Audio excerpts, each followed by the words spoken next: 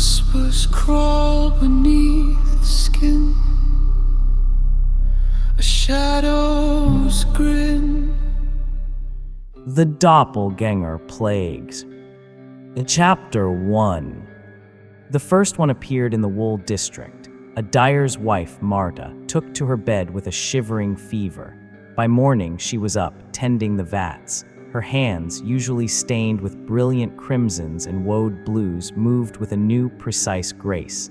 She did not kiss her children. She did not complain of the ache in her back. She simply worked. When her husband, Elias, embraced her, he found her body cool and unyielding. He pulled back, looked into her eyes, and saw the familiar flecks of brown, the same lines at the corners from smiling. But they did not smile now. They were like still water. "Marta," he whispered. She tilted her head. "I am here," she said, the voice perfectly hers, yet hollow, as if heard from the bottom of a well. "You are not well," Elias insisted, fear a cold stone in his belly. "I am perfectly well," she replied, and returned to stirring the dye. This was how the wasting sickness came to Veridia. It did not waste the body, it wasted the soul. Within a fortnight, a dozen such cases were whispered about in the taverns. The fever came, a night of fitful sweat and murmurs. Then the change. The afflicted were polite, efficient, and empty. They remembered everything. They could recount childhood stories, the taste of a first kiss, the grief of a parent's death. But the telling was flat, a recitation from a scroll. The passion was gone. The spark that made a laugh catch or a tear fall was extinguished. Father Alban of the Inquisition heard these whispers in the confessional. He heard the terror, the confusion, the guilt. A man swore his wife was a demon wearing his wife's skin. A mother wept that her son knew her but did not love her. Alban, a man whose faith was a fortress of stone and scripture, recognized a spiritual pestilence.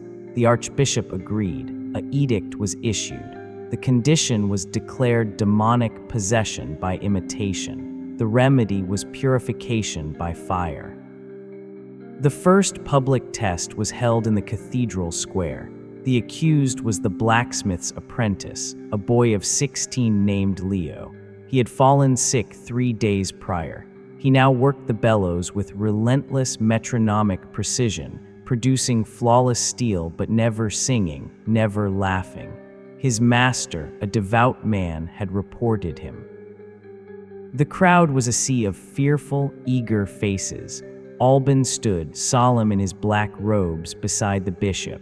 The boy was led to the pyre, a pile of dry timber and straw. He showed no resistance. His face was calm. "Do you confess to being a demon, a false thing inhabiting this flesh?" Alban boomed. The boy, Leo, looked at him. "I am Leo," he said, the voice too even. "I am here to help." "Help," Alban spat. "You have stolen a soul."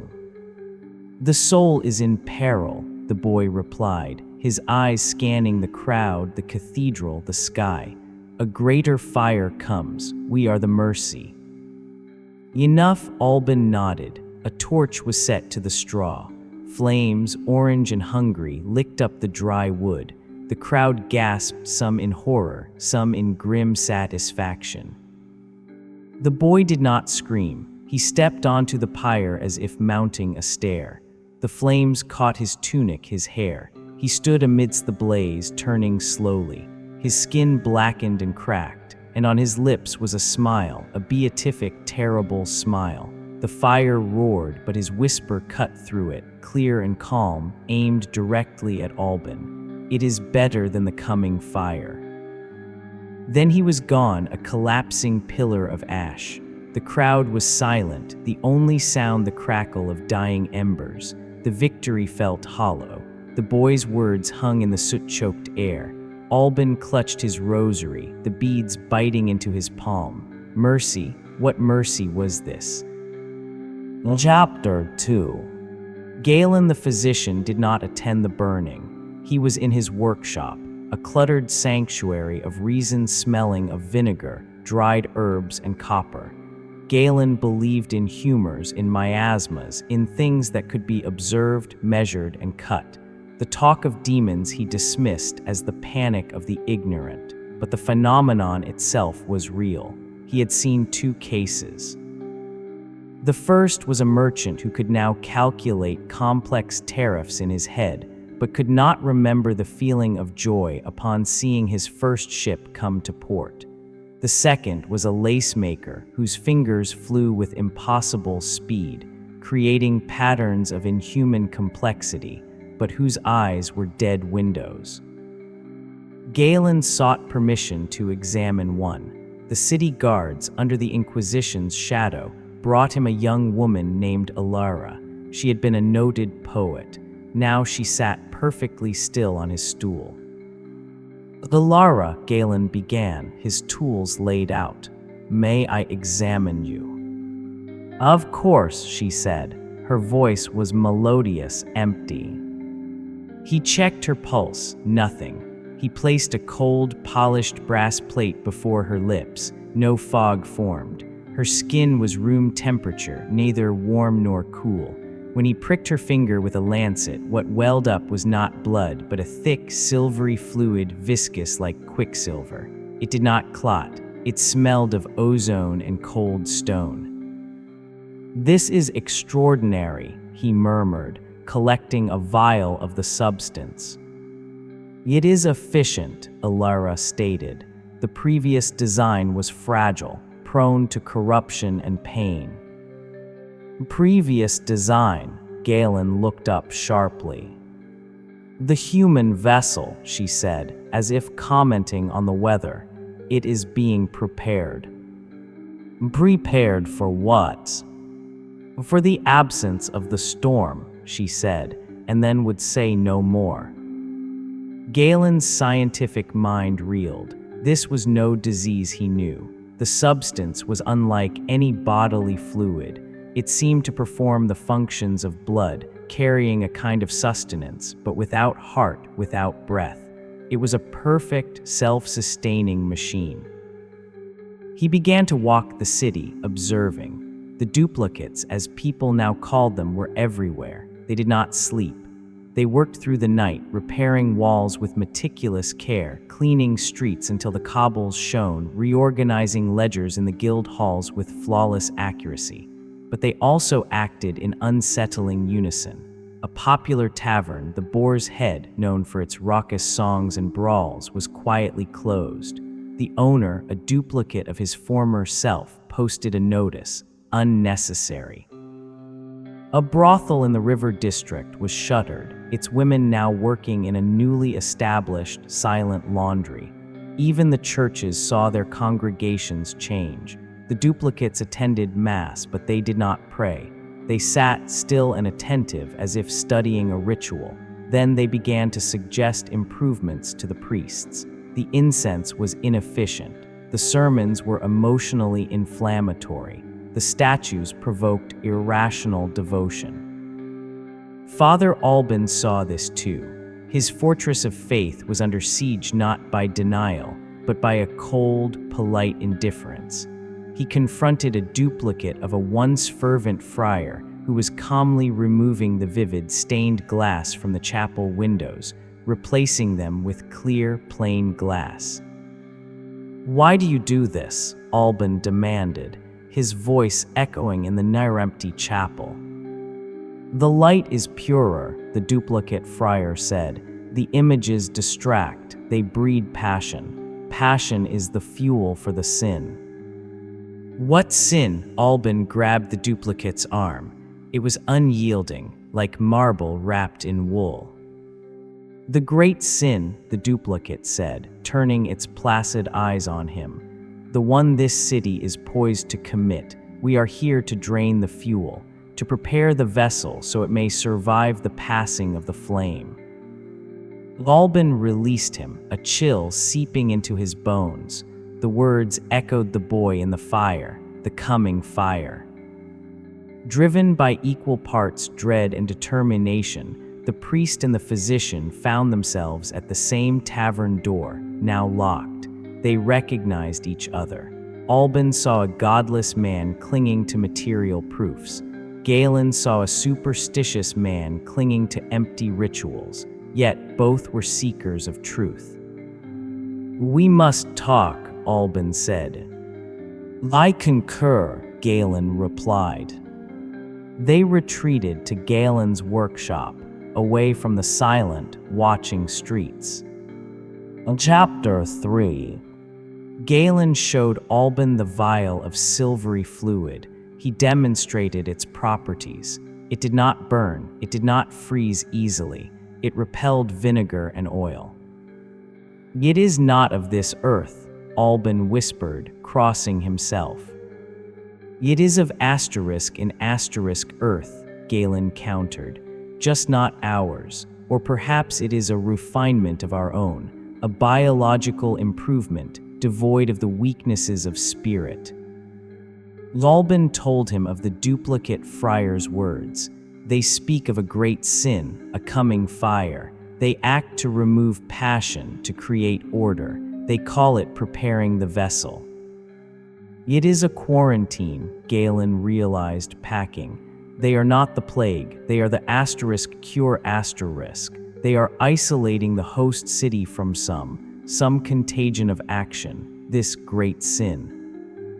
"But what sin?" Alban pounded the table. "Veridia is no Sodom. We have our vices, yes, but a sin worthy of divine fire." "Perhaps it is not yet committed," Galen said, his eyes narrowing. "Perhaps it is imminent. They are here to stop it." "By replacing us," Alban's voice was thick with outrage, "by stealing our souls." "By replacing the component that commits the sin," Galen said, thinking aloud. "The human will, the passionate, irrational, flawed human will." They needed to know more. Alban had access to the cathedral archives, a labyrinth of scrolls and books, including heretical texts locked away in an oubliette. If this was a spiritual matter, perhaps it had been foreseen. For 2 days and nights, they delved into the dust and shadows. Alban read theological Latin. Galen deciphered alchemical symbols and banned astronomical charts. They found nothing. Then, in a crumbling codex bound in worm-eaten leather, titled the Canticle of the Substitute Asterisk, they found it. The text was Gnostic, condemned by 3 popes. It spoke not of demons, but of beings it called angels of the substitute, or the merciful ones. It claimed that on the rare occasion a human community was poised to commit an act of such profound, collective transgression that it would trigger a divine cataclysm, a scouring fire that could unravel goodness in the wider creation. A lesser mercy was sometimes granted. To spare the whole, the offending part could be replaced. These angels would come not with swords, but with silence. They would take the shape of the sinful memory for memory and neuter the impending evil by removing the capacity for it. The city would not be destroyed. It would be preserved, perfect, eternal, and hollow. A museum of what was, spared the wrath of what might be. The great sin, Alban read, his face ashen. It says here the sin is always one of collective will, a decision made by the heart of the community to commit an act of annihilation. Galen grabbed the book, his eyes scanning the archaic script. It is not a metaphor. It is a literal, imminent event, something this city is about to do. A commotion from the square outside broke their concentration. Shouts, the clank of armor, the sound of many boots on cobblestones. They rushed to the window. Below, the city guard was mobilizing. Not the quiet duplicates, but the real, red-faced, shouting human guards. At their head was the Lord Protector, Reynold, a man of fiery temper and deep piety. And he was addressing a growing crowd of angry, frightened human citizens. "They have taken our wives, our husbands, our children," Reynold roared. "They sit in our homes, wearing their faces. The Inquisition's fires are too slow. We have identified the source of this corruption. The heretics in the Old Quarter with their foreign gods and their rituals. They have summoned this plague. They laugh at our God while their sorcery steals our souls. A roar of agreement went up. The Old Quarter was home to a mix of scholars, foreigners, and those who practiced faiths other than the orthodox one. They were a convenient scapegoat. Tonight, Reynold bellowed, drawing his sword, we cleanse this city, we purge the quarter, no mercy. Let their blood wash the streets and return our stolen loved ones. It was a call for massacre, a systematic, wholesale slaughter of thousands. Galen and Alban looked at each other, horror dawning. This was it, the great sin, the act of collective annihilation, the trigger for the scouring fire. The duplicates weren't trying to cause this, Galen said, his voice hoarse. They were trying to prevent it, by replacing the angry, the fearful, the zealots, by making the city peaceful, but they weren't fast enough. The coming fire is not divine wrath, Alban realized, the truth a physical blow. Or it is, but we are the ones who bring it down upon ourselves. The duplicates, their fire was a kinder one. They are the mercy, Galen whispered. We have to stop it, Alban said, already moving toward the door. Chapter 4. The city was a chaos of opposing tides. The tide of human fury, led by Reynold and his guards, flowing toward the Old Quarter, and a quieter, opposite tide, the duplicates. They did not fight. They simply stood in the streets, forming passive human walls. They were shoved aside, struck down. They fell silently, their silvery blood slick on the stones. They did not raise a hand in violence. They only looked at the advancing mob with those empty, pitying eyes. Galen and Alban pushed through the madness. They had to reach Reynold. They had to make him see. Father, Physician, a voice called. It was Alara, the poet duplicate. She stood calmly as a man threw a rotten cabbage at her head. You understand now, she said. You are too late to stop the decision. The vessel is primed to burst. There must be another way, Alban cried over the din. There was, Alara said. We were it. To be replaced is to be saved, to be spared the guilt. The memory of the sin will not haunt you. You will be at peace. I do not want that peace, Alban shouted. Then you will burn with the others, she said, and turned away. They found Reynold at the head of the mob, at the great bridge that led into the Old Quarter. His face was a mask of righteous fury. Lord Protector, Galen yelled, forcing his way to the front. You must call this off. This is the sin. This is what will bring the destruction. Reynold glared at him. You, the man of science who consorts with soulless things, and the priest who doubts his own Inquisition, you are part of the corruption. Stand aside, or you will burn with the heretics. It is not a metaphor, Alban pleaded, holding up the heretical text. The angels of the substitute are here because of this. If you do this, God will not just punish us, he will unmake us. God wills this purification, Reynold screamed, spittle flying, and he will reward the faithful. Now march. The horn blew. The soldiers began to cross the bridge. The first stones were thrown into the quarter. The first screams, real, human screams of terror, pierced the night. Galen and Alban stood helpless on the bridge. They were too late. The order was given. The great sin was in motion. They looked at the sky. It was clear, starry. No portents, no gathering clouds. Perhaps we were wrong, Galen said, despair gripping him. Then it began. Not in the sky, in the crowd. A man who had been shouting next to them suddenly clutched his head and groaned. He sank to his knees, then another and another. Like a wave passing through the mob, the soldiers, the people on the bridge, not the duplicates.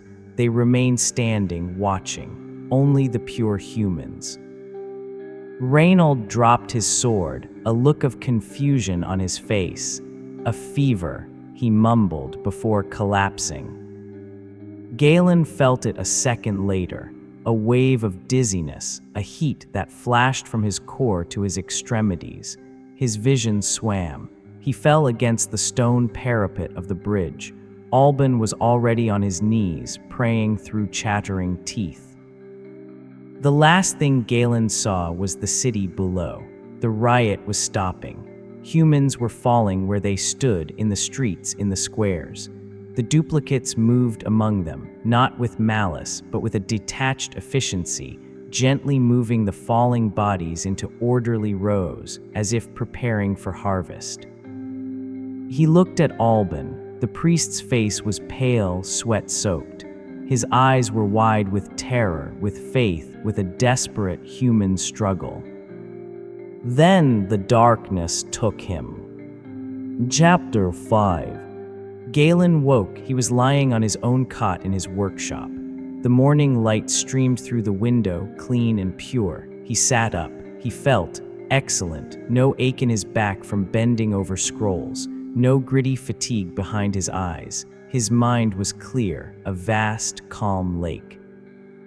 He remembered everything: the fever, the bridge, the massacre order, the failing, a spike of something, regret. Alarm tried to form, but it flattened out, smoothed away into a mere data point. The event on the bridge, unfortunate, inefficient. He rose, his movements were precise. He looked at his hands, they were his hands. He walked to the polished brass plate he used for examinations. His reflection looked back. It was his face, but the eyes, they were like still water. He did not smile. He did not frown. He simply observed. He left his workshop. The streets of Veridia were immaculate. The cobbles gleamed. There was no refuse, no smell of dung or cheap ale.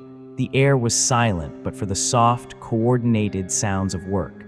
Duplicates, beings like him now, were everywhere. They were repairing the bridge with swift, silent efficiency. They were cleaning windows. They were tending gardens with mathematical precision. He saw Father Alban coming out of the cathedral. The priest walked with a straight, effortless gait. His face was serene. He saw Galen and approached. "Good morning," Alban said. The voice was Alban's, but it was the calm, even tone of the duplicates. "Good morning," Galen replied. His own voice sounded the same to his ears. "The city is functioning well." "Yes," Alban said. "The crisis is averted. The vessel is prepared. The great sin has been neutralized." They stood side by side, looking at their city. Galen remembered the chaos, the passion, the dirt, the love, the hatred, the glorious, messy, painful soup of human life. The memory was a fact in a ledger. It held no emotional weight. He understood with perfect clarity that it had been a fragile, dangerous, and deeply inefficient state of being, prone to episodes like the planned massacre, prone to endless, pointless suffering. This was better. This was peace. This was preservation. In the square, the soldiers who had marched to kill were now laying down their weapons in neat piles. They then joined others in clearing debris. There was no anger, no fear, no guilt. The duplicates had won, or rather, they had succeeded. There would be no scouring fire. Veridia would not be destroyed. It would endure, a perfect, silent, beautiful machine. Galen and Alban turned and walked down the clean street. They did not speak further. There was no need. They had a shared purpose now, a shared understanding. They were here to maintain, to preserve, to exist. The final view was from the bell tower of the cathedral, pulling back, soaring high above Veridia. The city lay in the valley, gleaming in the sunlight, every street orderly, every roof intact, every garden symmetrical. No smoke rose from forges or taverns. No children wailed or laughed. No lovers quarreled or embraced. It was a city of breathtaking, soulless perfection. A preserved specimen in the amber of a mercy no one had asked for. The plague had not been the disease, it had been the cure. And the cure was complete. Shadows